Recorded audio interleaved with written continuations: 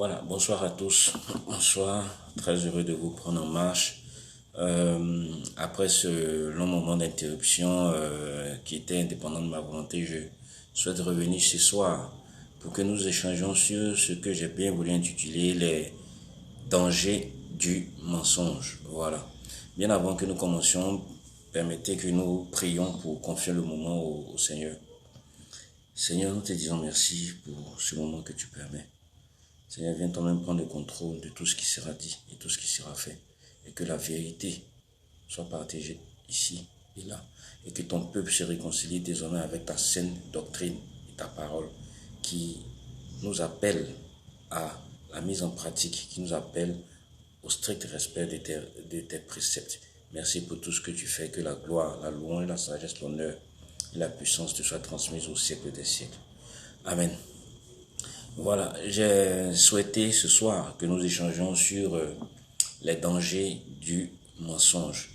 Voilà, mais bien avant d'aller dans le vif du sujet, qu'est-ce que le mensonge? Voilà, le mensonge est une assertion sciemment contraire à la vérité.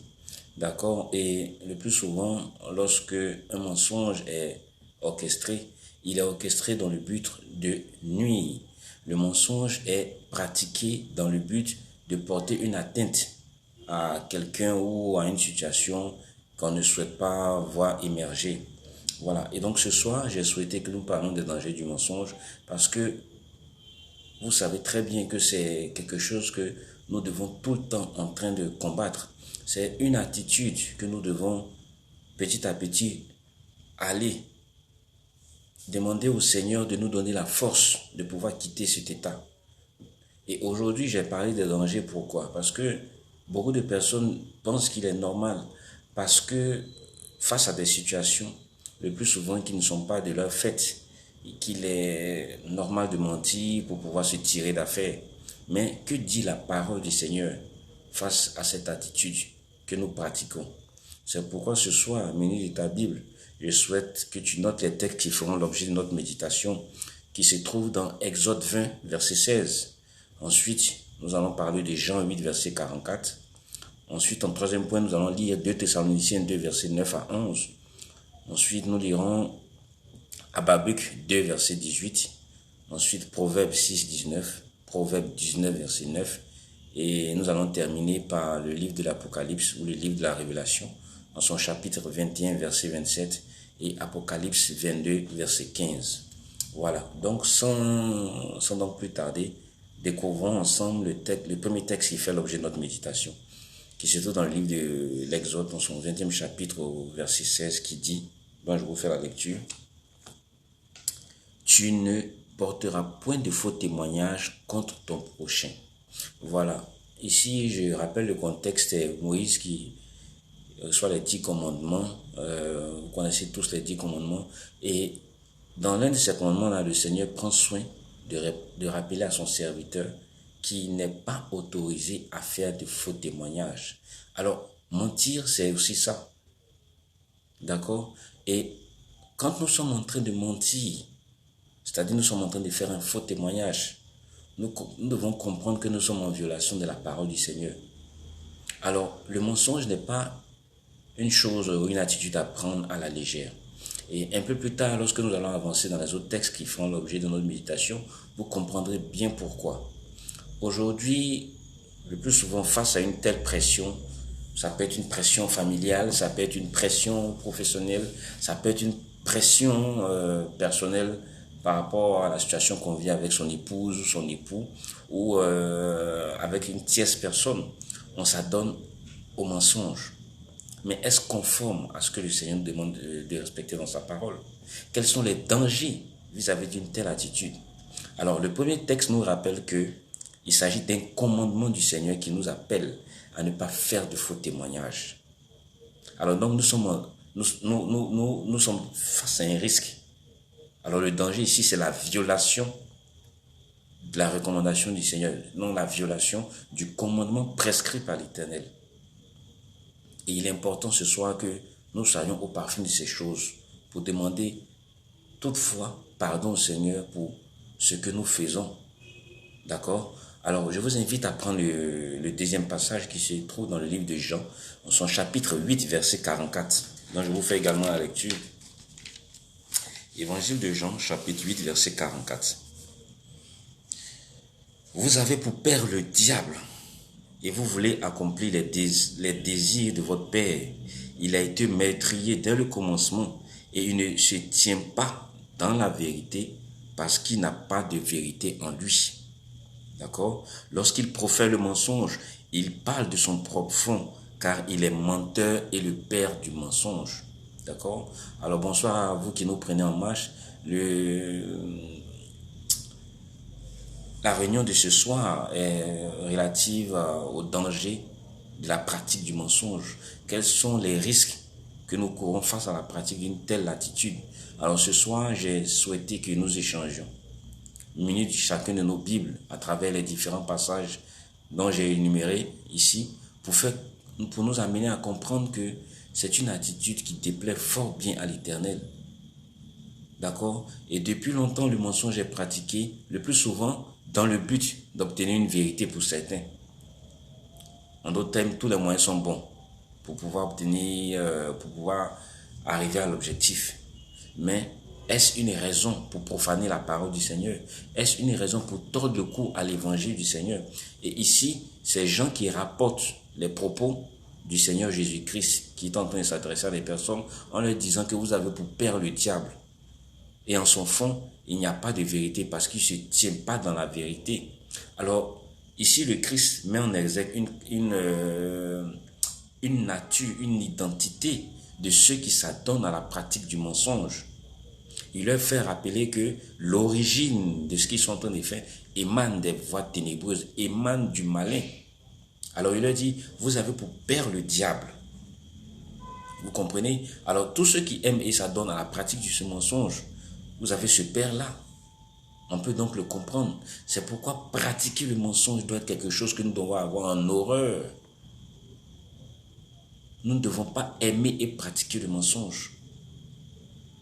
Le mensonge, nous détourne de la voie de l'Éternel. Et quand on prend la définition du mensonge, on se rend compte que c'est quelque chose de très négatif puisque ça s'attaque déjà à la vérité. C'est quelque chose qui est opposé à la vérité. D'accord? Alors, ce passage de Jean l'a bien révélé. Nous irons maintenant dans l'exposé des conséquences de la pratique du mensonge. Car la Bible renferme une panoplie d'exemples sur le mensonge. Vous parcourez de la Genèse à l'Apocalypse, vous verrez que le mensonge, le Seigneur en donne plus ou moins son avis là-dessus. Le Seigneur nous appelle à comprendre qu'il n'a pas demandé à ce que son peuple se tienne dans le mensonge. Non. Son peuple doit aimer la vérité car il est l'esprit de vérité. Alors, allons au contact maintenant des conséquences de ceux qui s'adonnent au mensonge. Nous allons lire 2 Thessaloniciens, l'épître de Paul aux Thessaloniciens en son deuxième chapitre. En son deuxième écrit, en son chapitre 2, versets 9 à 11. Donc je vous fais également la lecture. Voilà. Épître de Paul aux Thessaloniciens.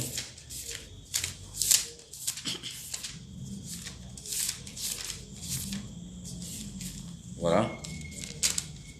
Alors, il est important de situer le contexte avant de commencer la lecture de ce passage très important. La deuxième épître de Paul aux Thessaloniciens est relative à l'avènement du Seigneur. Et comme vous le savez, avant l'avènement du Seigneur, il faut que celui qui va vouloir se faire passer par lui vienne premièrement. Alors, on parle de l'antichrist. Alors, vous allez comprendre ici pourquoi il faut renoncer au mensonge. D'accord? Alors, je vous invite à lire en entier le deuxième chapitre de la deuxième épître aux Thessaloniciens pour vos propres cultures. Ce soir, nous allons nous intéresser au verset 9 au verset 11. Donc, je vous fais la lecture. L'apparition de cet impie se fera par la puissance de Satan, avec toutes sortes de miracles, de signes et de prodiges mensongers. Retenez bien cela. À partir du verset 10, il est dit « Et avec toutes les séductions de l'iniquité pour ceux qui périssent parce qu'ils n'ont pas reçu l'amour de la vérité pour être sauvés. Verset 11. Aussi Dieu leur envoie une puissance d'égarement pour qu'ils croient au mensonge. Alors je vais relire tout doucement. L'apparition 2 Thessaloniciens 2, chapitre 2 Thessaloniciens 2, du verset 9 au verset 11. L'apparition de cet impie se fera par la puissance de Satan, avec toutes sortes de miracles, de signes et de prodiges mensongers, et avec toutes les séductions de l'iniquité pour ceux qui périssent parce qu'ils n'ont pas reçu l'amour de la vérité pour être sauvés. Aussi, Dieu leur envoie une puissance d'égarement pour qu'ils croient au mensonge. Vous comprenez? Alors, avoir l'amour du mensonge expose au fait que Dieu vous envoie un esprit d'égarement. Vous comprenez? Vous aimez croire, vous aimez le mensonge, vous le pratiquez, et restez là-dedans. D'accord? Alors, c'est ce risque auquel il faut éviter d'exposer dans la fin des temps que nous traversons. C'est très important. Maintenant plus que jamais, il est important pour nous de renoncer, de combattre de toute notre force, par l'aide du Saint-Esprit, le mensonge sur toutes ses formes. Le mensonge peut être sur notre voie parce que le plus souvent nous avons peur de pouvoir révéler la vérité face à une situation à laquelle des personnes vont se moquer de nous.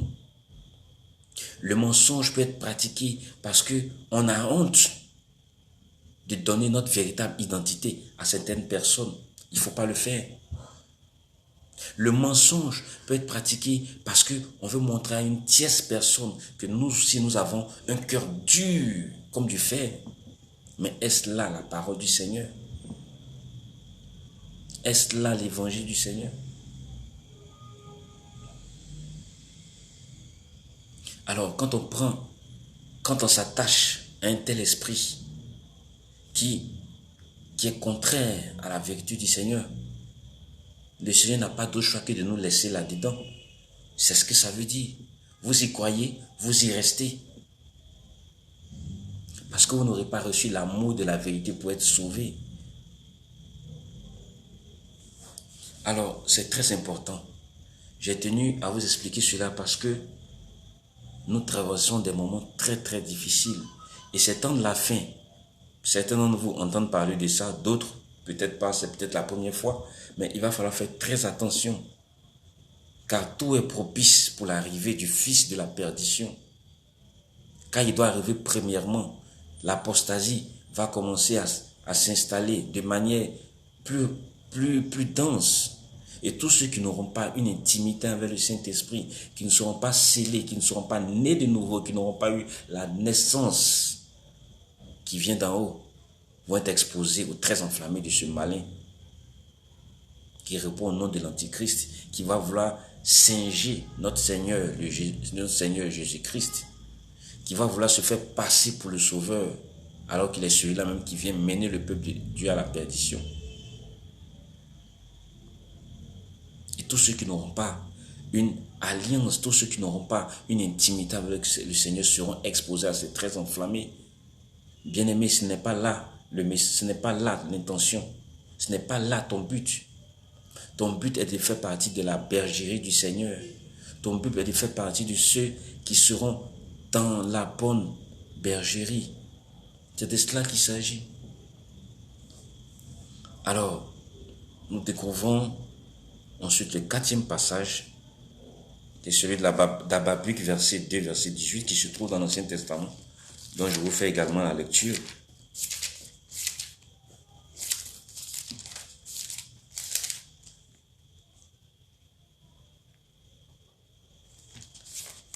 Voilà, excusez-moi pour le temps.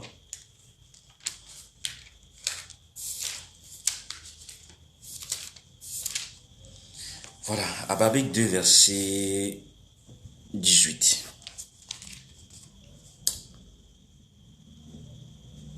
À quoi sert une image taillée pour qu'un ouvrier la taille?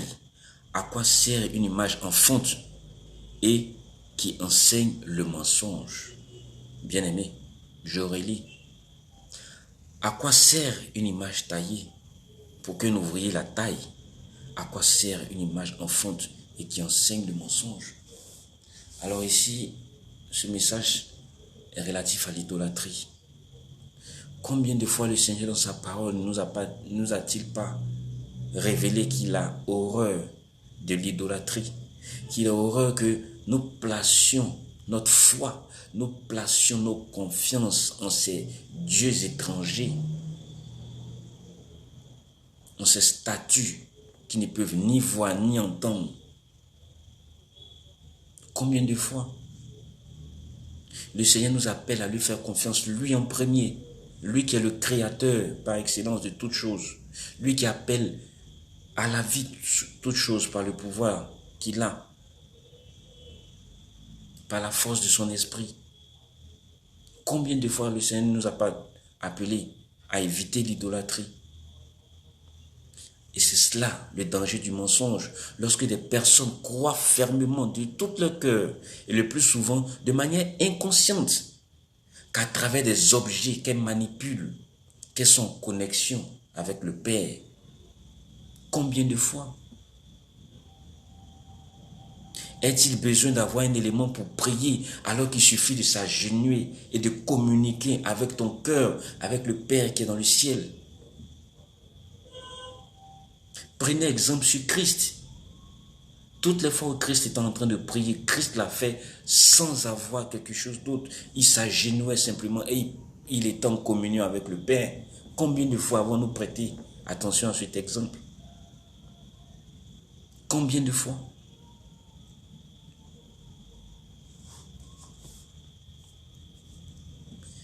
Nous allons dans le livre des Proverbes. Proverbe 6, verset 19, dont également je vous fais la lecture.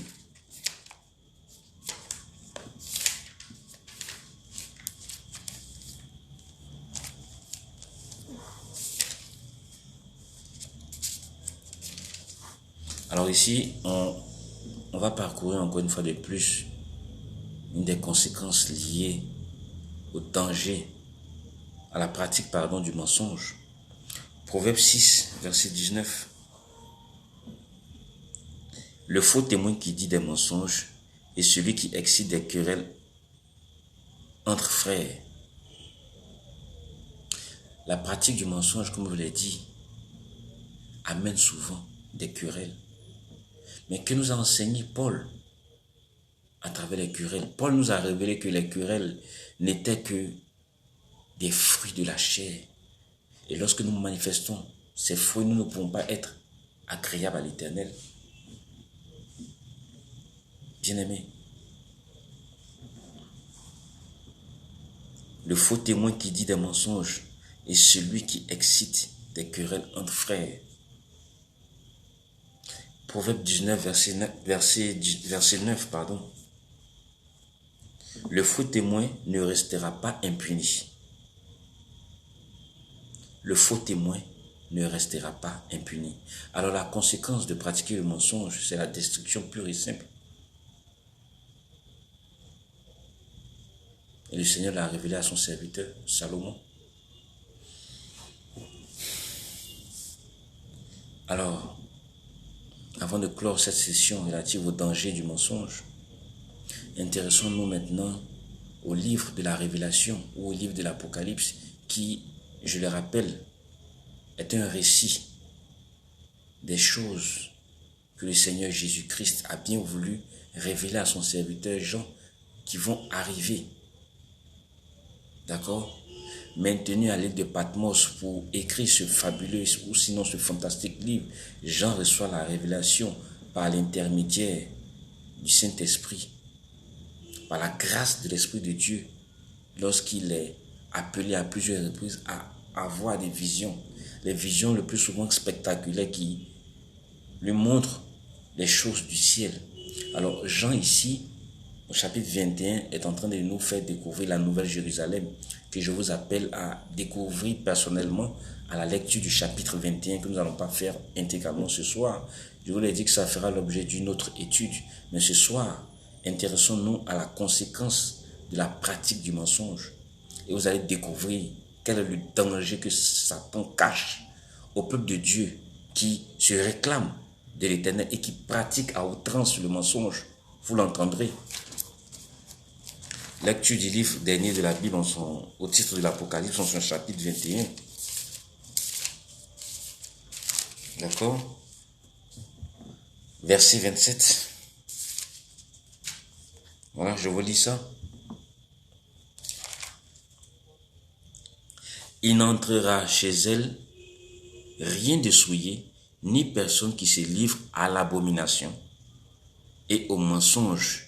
Il n'entrera que ceux qui sont écrits dans le livre de vie de l'agneau. Je répète, verset 27, Apocalypse 21, verset 27. Il n'entrera chez elle rien de souillé, ni personne qui se livre à l'abomination et au mensonge.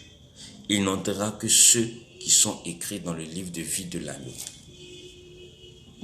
Vous comprenez l'un des dangers du mensonge? C'est de vous disqualifier de l'entrée dans la Jérusalem. Et cela, l'ennemi ne vous le dira pas. Parce qu'il est menteur, il est le père du mensonge.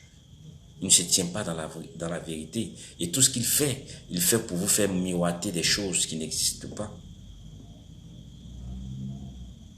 C'est de cela qu'il s'agit. Savez-vous qu'en pratiquant le mensonge, vous êtes en train d'amener, de tout temps en train de remettre en question votre entrée dans la Nouvelle Jérusalem? Et en entendant certains dire, c'est pas grave, j'étais obligé de faire ça. Comment je vais faire? Non, nous devons nous repentir, demander pardon chaque fois que nous le faisons, car ce n'est pas conforme à la parole du Seigneur. Je vous lis le dernier passage, Apocalypse 22, verset 15, qui parle encore de la Jérusalem, cette ville sainte, qui descendra de Dieu, qui descendra du ciel, pardon. D'accord? Dehors les chiens, les enchanteurs, les impudiques, les meurtriers, les idolâtres, et quiconque aime et pratique le mensonge. C'est une mise en garde, c'est une révélation que tous ceux qui s'adonnent à ces choses-là ne rentreront pas dans cette cité, dans la belle et glorieuse cité qui vient de l'Éternel. Es-tu prêt à prendre ce risque en t'adonnant toujours à la pratique du mensonge? Je ne crois pas. Veux-tu ce soir demander pardon au Seigneur Jésus pour toutes les fois où tu as aimé et pratiqué le mensonge, que ce soit consciemment ou inconsciemment? Veux-tu le faire? Veux-tu demander pardon à celui-là même qui intercède jour et nuit pour tous ceux qui sont prêts à tisser une alliance sainte avec le Père, qui sont prêts de leur cœur sincère à pouvoir combattre le mal sous toute sa forme? Veux-tu faire partie de ces personnes? Alors je t'appelle ce soir, à l'écoute de ce message, à ouvrir ton cœur au diapason du Saint-Esprit, au diapason de la parole, et invite Christ à venir grandir en toi. Invite Christ à sceller le Saint-Esprit en toi.